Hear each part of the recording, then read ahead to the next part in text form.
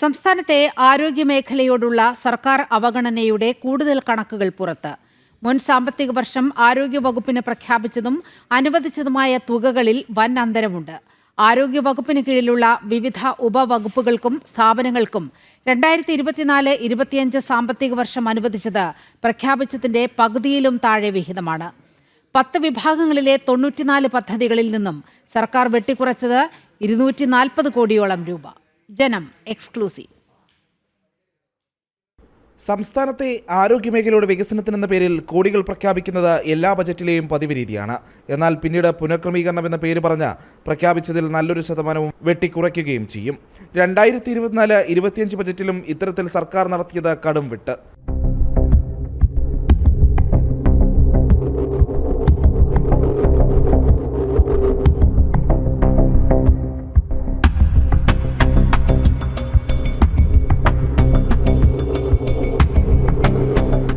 ആരോഗ്യം, മെഡിക്കൽ വിദ്യാഭ്യാസം, ഭക്ഷ്യസുരക്ഷ, ഡ്രഗ്സ് കൺട്രോൾ വകുപ്പുകൾക്കും ICONS, Indian Institute of Diabetes, ശിശുവികസന കേന്ദ്രം, ഇംഹാൻസ്, ആരോഗ്യ സർവകലാശാല തുടങ്ങിയ സ്ഥാപനങ്ങൾക്കും ഇ ഹെൽത്ത് സംവിധാനത്തിനുമായി 2024 ബജറ്റിൽ പ്രഖ്യാപിച്ചത് 677 കോടി രൂപ.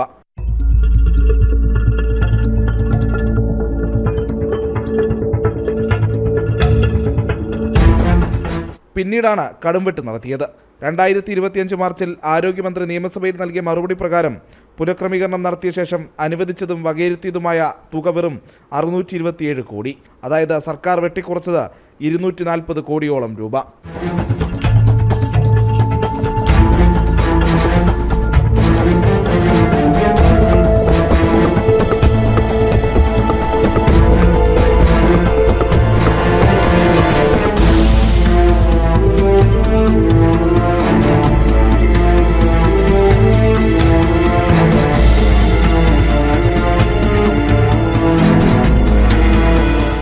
പത്ത് വിഭാഗങ്ങളിലെ 94 പദ്ധതികളിൽ നിന്നാണ് തുക വെട്ടിക്കുറച്ചത്.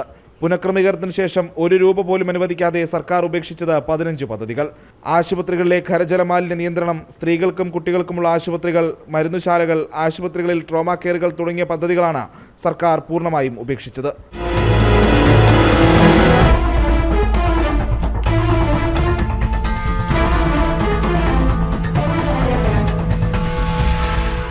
മറ്റ് നിരവധി പദ്ധതികളുടെ വിഹിതം വെട്ടിക്കുറച്ച് നാമമാത്രമാക്കുകയും ചെയ്തു.